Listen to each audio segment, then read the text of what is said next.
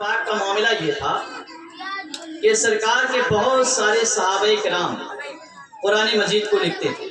کوئی آیت نازل ہوتی جو صحابی وہاں لکھنے کے لائق ہوتے، موجود ہوتے، حضور نبی کونین صلی اللہ علیہ وسلم انہیں لکھوا دیتے اور یاد کرنے کا حکم دیتے. اب کسی دوسرے دن دوسرے صحابی، تیسرے دن تیسرے صحابی، چوتھے دن چوتھے صحابی، کسی نے اسے لکڑی پر لکھا، کسی نے کھجور کی ٹہنی پر لکھا، کسی نے پتھر پر لکھا، کسی نے کپڑے پر لکھا. المختصر یہ کہ جس کو جو چیز میسر آتی تھی وہ اس پر وہ آیت جو نازل ہوتی تھی فوری طور پر اسے لکھ لیا کرتے تھے. سرکار یاد فرما لیتے، صحابہ کو یاد کرنے کا حکم دیتے، لیکن عمر فاروق اعظم کے دل میں ایک کسک موجود تھی کہ اگر اسی طرح سے حفاظان کرام شہید ہوتے رہے تو پھر قرآن مجید کی حفاظت ہم کیسے کریں؟ آج 350 صحابہ جو حافظ قرآن تھے شہید ہو گئے. اللہ نہ کرے کہ کسی اور جنگ میں اور جو ہے حفاظان کرام شہید ہو گئے تو پھر کیا ہوگا؟ اس بات کا اصرار سیدنا عمر فاروق اعظم بار بار سیدنا صدیق اکبر سے کرتے رہے. امیر المومنین سب جب بار بار اصرار کیا، ایک بار منع کیا، دوسرے دن آئے دوبارہ منع کیا، تیسرے دن فرماتے ہیں کہ اللہ تبارک و تعالیٰ نے میرے سینے کو کھول دیا.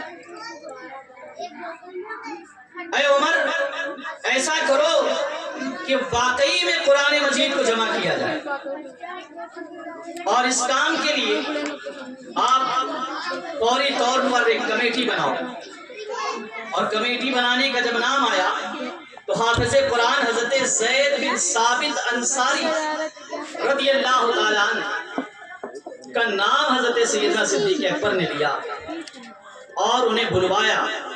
بلوانے کے بعد جب سیدنا صدیق اکبر نے سارا ماجرا بیان کیا کہ اے صحابی رسول حضرت زید بن ثابت آپ حافظ قرآن ہیں، میں یہ چاہتا ہوں کہ قرآن مجید کو جمع کیا جائے، تو انہوں نے بھی یہی کہا کہ عہد رسالت میں جس طرح قرآن مجید تھا اسی طرح رہنے دیں.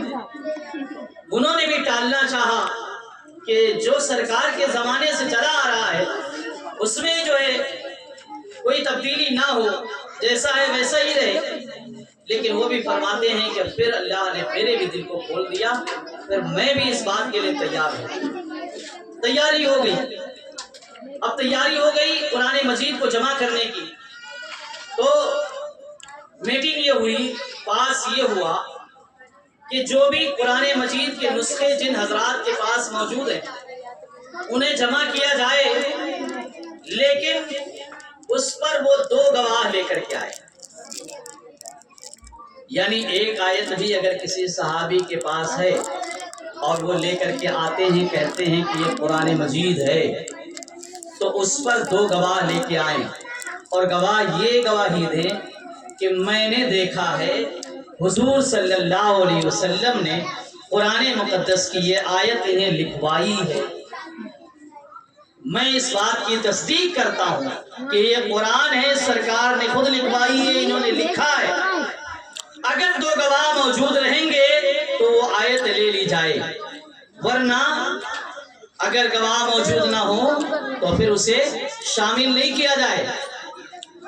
اب مختصر یہ کہ مسجد نبوی شریف کے دروازے پر سیدنا فاروق اعظم اور حضرت زید بن ثابت یہ دونوں بیٹھ گئے، اور مدینے میں اعلان کر دیا گیا کہ قرآن مقدس کے نسخے جن کے پاس ہیں وہ لوگ لے کر کے آئیں اور اپنے ساتھ 2 گواہ لے کر کے آئیں. لوگ آتے رہے، حالانکہ حضرت زید بن ثابت انصاری رضی اللہ تعالیٰ عنہ حافظ قرآن تھے، لیکن انہوں نے صرف اپنے حفظ پر بھروسہ نہیں کیا، قرآن کے جمع کرنے میں اتنا اہتمام کیا کہ 2 صحابہ کو گواہ بنایا. لوگ آتے رہے، قرآن مقدس کے نسخے لاتے رہے، گواہی دیتے رہے، لکھا جاتا رہا. حضرت ایک صحابی رسول ہے حضرت خزیمہ رضی اللہ تعالیٰ عنہ، ایک آیت ہے سورہ توبہ کی آخری آیت، لقد مت جاءكم تھلک رسول لام من انفسکم عزیز علیہ ما عنتم حریص. کب سے چنگم چبا رہا ہوں، جب یہ سے آیت پیسے دیتا بھی حضرت چبا رہا ہوں. خزیمہ رضی اللہ تعالیٰ عنہ لے کر کے آئے اور کہا کہ یہ قرآن ہے، اسے لکھ لو. حضرت عمر فاروق اعظم، حضرت زید بن ثابت دونوں منہ دیکھ رہے. تمہارے کو یہ خبر نہیں لگی کہ قرآن مقدس کی جو ہے آیت پر دو گواہ ہونا چاہیے؟ سارے صحابہ سے تو لے رہے تھے، لیکن خزیمہ اکیلے آئے، ان کے ساتھ کوئی گواہ موجود نہ تھا. حضرت زید بن ثابت فرماتے ہیں کہ اس آیت کو لکھ لیا جائے اگرچہ گواہ موجود نہیں ہے، اس لیے کہ میرے آقا صلی اللہ تعالی علیہ وسلم نے خزیمہ کی گواہی دو مردوں کے برابر فرمائی ہے. عزیزان ملت اسلامیہ، اس پس منظر میں چلو جب میرے آقا صلی اللہ علیہ وسلم نے حضرت خزیمہ کو فرمایا تھا کہ اے خزیمہ، جہاں دو مردوں کی گواہی ہو کی ضرورت ہو، وہاں تیری اکیلے کی دو مرد کے برابر. ذرا مدینہ شریف میں پیچھے چلتے ہیں.